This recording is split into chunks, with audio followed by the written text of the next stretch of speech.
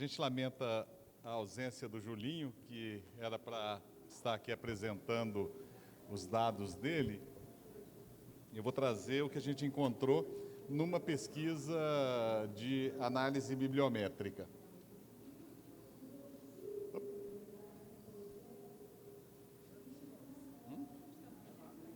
Ah, é lá?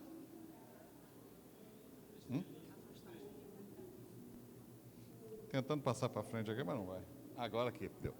Ele foi, na verdade, publicado na Journal of Nervous and Mental Disease. E o que a gente especulou foi a possibilidade da autonomia da consciência em relação ao cérebro, porque tem sido vinculada na literatura científica já há algum tempo. E há longa tradição de pesquisas nessa área, catalogadas em base de dados científicos. O trabalho... Opa, apertei errado. Então volta aqui não, né? Volta. Aqui. O trabalho mais antigo que a gente tem nas bases de dados pesquisadas é do Dr. John Hyslop, em 1898. E não tinha até então nenhuma análise do campo, desse campo de pesquisa. Então, o que a gente quis foi compreender os tipos de estudos, os principais temas, desenhos metodológicos, os desfechos principais e a produção global das pesquisas, visando estabelecer o que é esse campo. Não tinha nada publicado, então foi um estudo original. E como foi um estudo original e não tinha nada publicado, a gente teve a autonomia, no caso, de estabelecer o campo. Então, a gente definiu quais são os tópicos desse campo, pelo menos nessa pesquisa. A gente pesquisou, então, experiências de quase morte. São tópicos que a gente achou que poderíamos encontrar mais artigos. Experiência de quase morte, experiências fora do corpo, mediunidade, transe e possessão, que aí podem dizer, poxa vida, transe e possessão não é mediunidade. A gente separou o campo porque existiam pesquisas específicas sobre mediunidade. Pesquisa do Marco, uma pesquisa específica sobre mediunidade. Transe e possessão, você tem muita coisa dentro da psiquiatria cultural e não necessariamente diz respeito à mediunidade. Reencarnação, experiências no final da vida e um campo que a gente chamou de relação mente-corpo. Tendo esses campos definidos, a gente foi atrás dos unitermos de pesquisas para cada campo.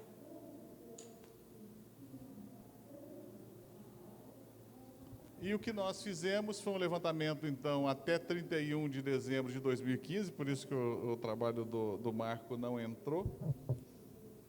E se a gente vê que esse campo de mediunidade já aumentou em número de artigos, e a gente teve como critério de inclusão pesquisas originais, revisões, editoriais, comentários, revisão de livros, e como critérios de exclusão, artigos científicos, mas fora do tema, artigos considerados não científicos, citação de livros, os próprios livros em si, capítulos de livro, a gente excluiu. Interessante que esse trabalho ele acabou surgindo de uma conversa na hora do sono de depois do almoço.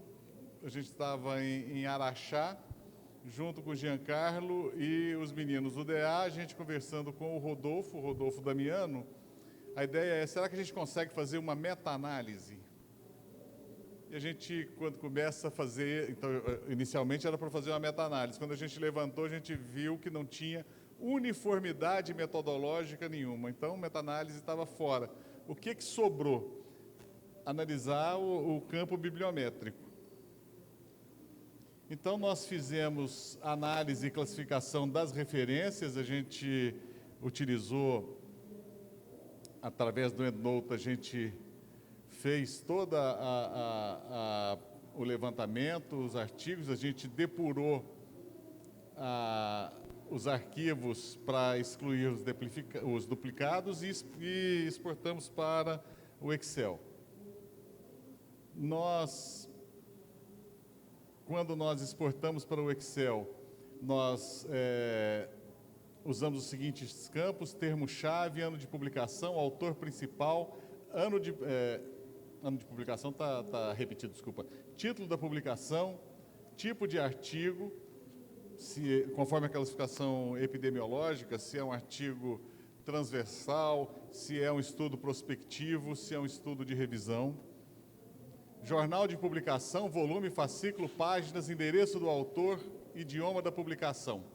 Fizemos nova depuração para tirar os duplicados, e aí a gente agregou tudo em uma planilha só. E para analisar, a gente levou em conta a produção dos principais autores, os tipos de artigos publicados, os números de artigos originais publicados em cada área e o fator de impacto das revistas em que foram publicados esses artigos.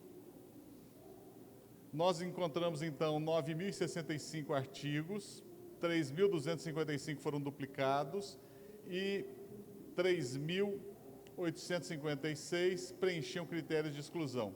Restaram, então, 1.954 artigos, e eles foram divididos conforme nós vemos aqui. Experiência de quase morte, 598 artigos. Experiência de quase morte tem uma revista específica, né?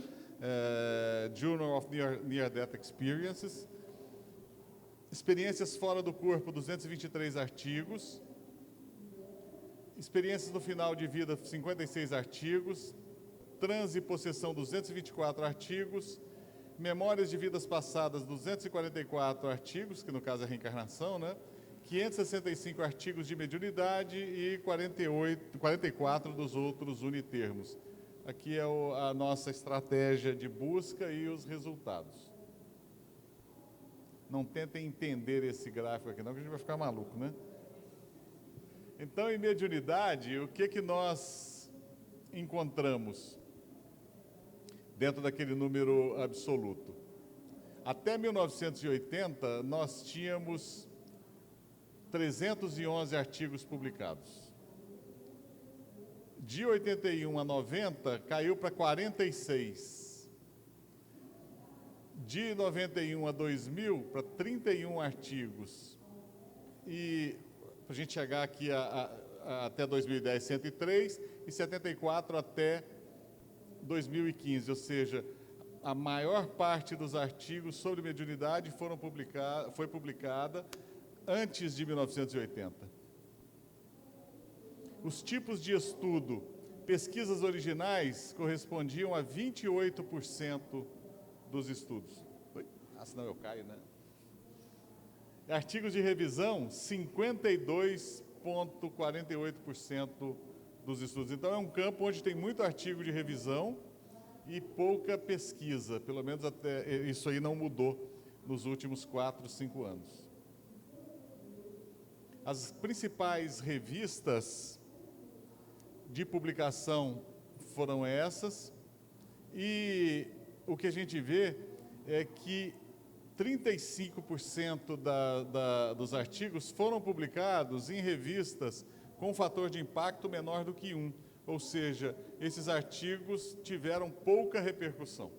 É bem verdade que algumas revistas já não existiam mais quando o JCR começou a fazer a análise de fator de impacto, né? Mas isso atrapalha. E quando a gente olha a distribuição de países dos pesquisadores, nós vemos que, a gente tem ideia, né? Brasileiro é quem mais entende de mediunidade, mas quem mais publica é americano. Em tudo, né? Seguido do Reino Unido, mas o Brasil ocupa uma posição de destaque, principalmente nos anos recentes, em pesquisa de mediunidade.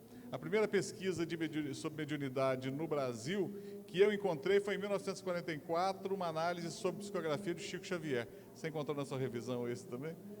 Publicado num jornal da Fiocruz.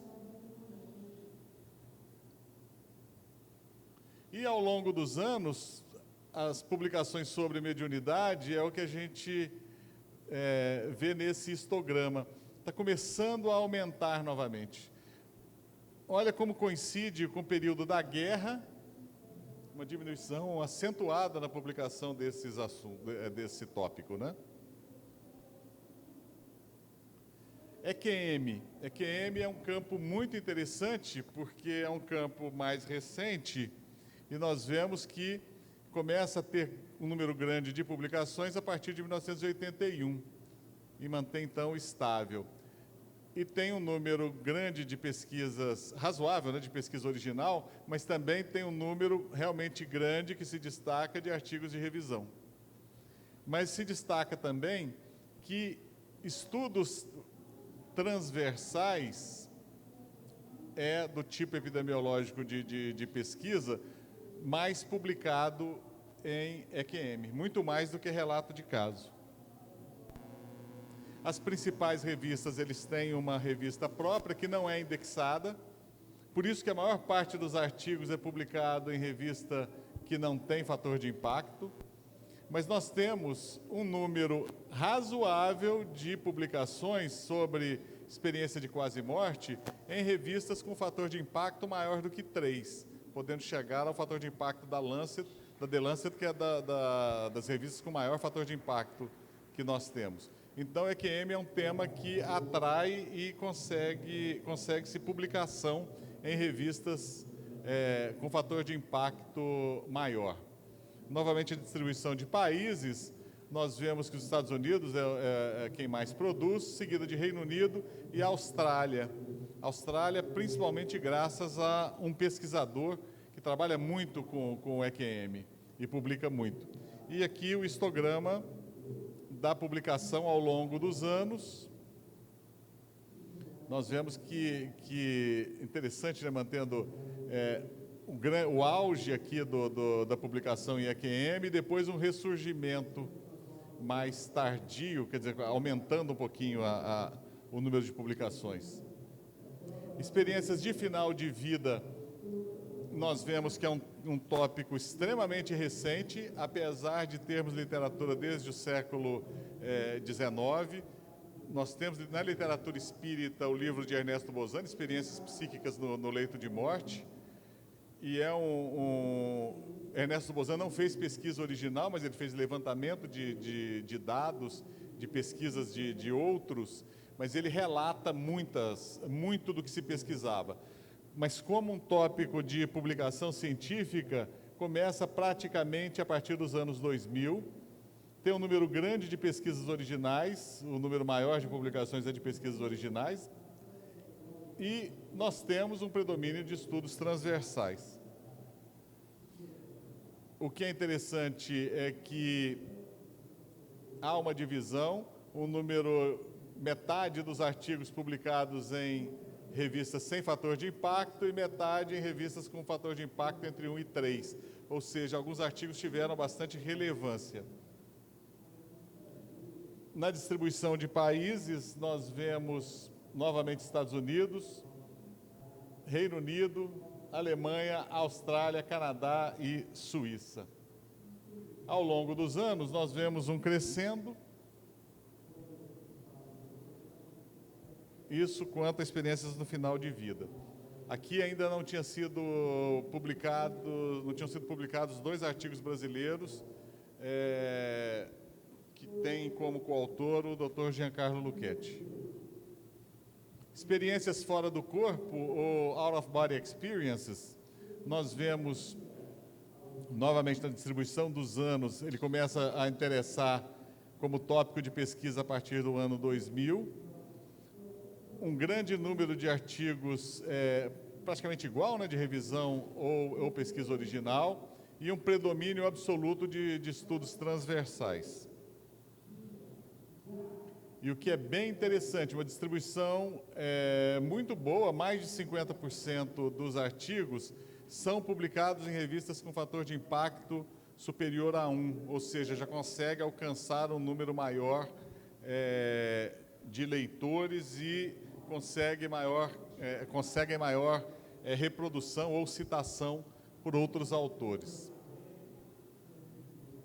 Nós vemos de novo na distribuição dos países, os autores americanos, pesquisadores americanos, Reino Unido, Austrália, Alemanha e Suíça.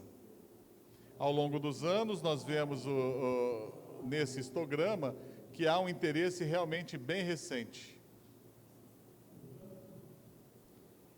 Memórias de vidas passadas ou reencarnação. Tem uma distribuição ao longo de todo o período pesquisado na literatura, bem uniforme, mas um predomínio aqui nos anos 2000.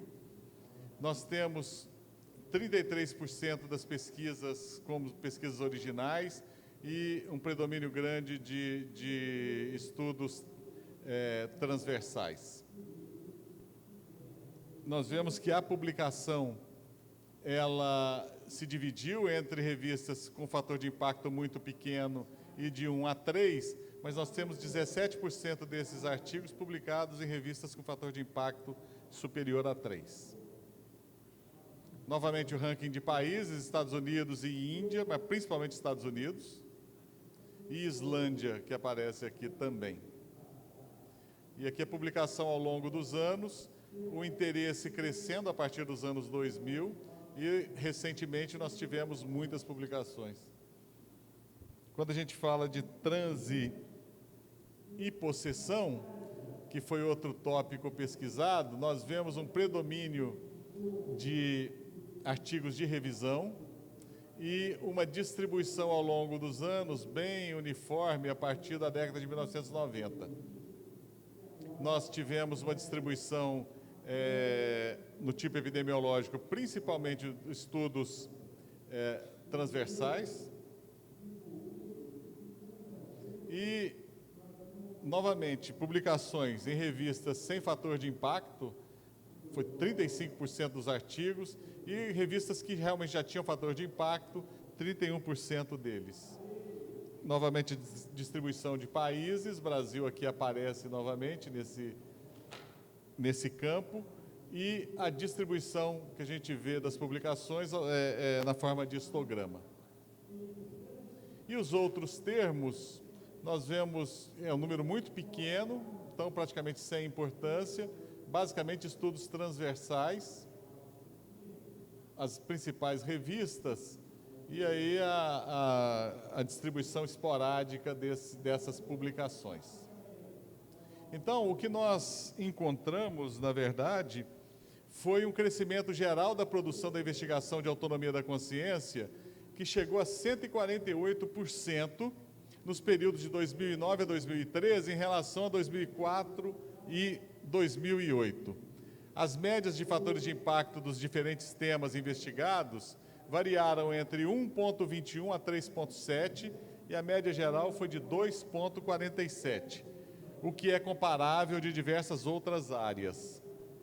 E aí a gente tem que fazer um meia-culpa, porque 3 artigos publicados na The Lancet elevaram a nossa média de fator de impacto lá para cima. Então, a gente achar que a média de fator de impacto das revistas que publicam nesse campo é de 2,47, é um dado que não é a perfeita realidade. A gente tem uma média meio puxada para cima por 3 artigos, né? Entre 60% a 70% dos artigos incluídos em nosso estudo foram publicados em revistas que possuem indexação no JCR, o que é semelhante em outras áreas.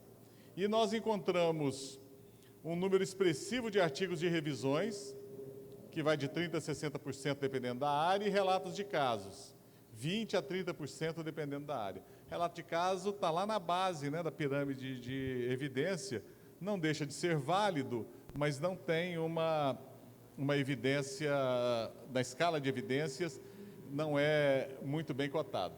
Os campos mediunidade e possessão apresentaram predomínios de artigos de revisão, e o campo de experiências de quase-morte foi o que apresentou o maior número de pesquisas originais, incluindo estudos transversais e prospectivos. O campo de experiência fora do corpo apresentou representativo número de artigos em comum com o de experiência de quase-morte, até porque a experiência fora do corpo é um dos componentes da experiência de quase-morte. e apresenta razoável número de estudos que não têm por objetivo avaliar a possibilidade da autonomia da consciência, porque a experiência fora do corpo, ela ocorre essa descrição em alguns casos de epilepsia. E o objetivo do autor não foi estabelecer a autonomia da consciência, mas sim estudar a epilepsia. O campo Memórias de Vidas Passadas produziu número significativo de estudos transversais e o de experiências de final de vida foi o que mais cresceu na última década. A gente teve um número grande de limitações, a gente teve restrição aos bancos de dados escolhidos. No meio da pesquisa, o Embase, que é uma base de dados fabulosa, ela foi retirada da CAPES. À época estávamos em plena época de Ciências Sem Fronteiras e tudo, o Embase saiu da CAPES, a gente não sabe por quê. Eliminação de livros e teses diminui, mas a gente fez questão de eliminar livros e teses. Palavras-chave podem não ter sido suficientemente capazes de detectar todas as publicações dos campos. E a gente descobre isso quando, fazendo pesquisa em uma base de dados para outro assunto, de repente se depara com um artigo que não estava na nossa pesquisa e deveria estar.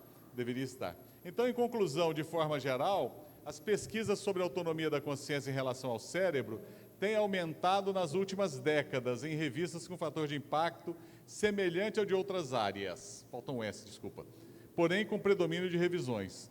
A identificação dessas lacunas pode auxiliar na elaboração de novas pesquisas na área. Efetivamente, a gente quis, então, criar um campo bibliométrico, tem muitas limitações, a gente recebeu críticas consistentes após a publicação do artigo, mas o passo foi dado, né? Então, a gente acabou tendo o mérito do pioneirismo de estabelecermos uma nova área, um novo campo bibliométrico, que é o de experiências que postulam a autonomia da consciência em relação ao cérebro. Não comprova nada, né? Não vai dizer que eu comprovei, a gente está só demonstrando que é um campo que traz interesse de pesquisadores há muito tempo. É um campo que traz interesse de pesquisadores curiosos e devotados como o Marco, e aí nós temos que fazer jus ao Marco Aurélio, que praticamente financiou do próprio bolso a pesquisa dele, né? Isso é extremamente louvável. Então, era isso que eu tinha para agradecer, para apresentar. Eu tenho que agradecer ao evento pela oportunidade. E é a Vanessa que é a nossa chefe? Ou não? Obrigado.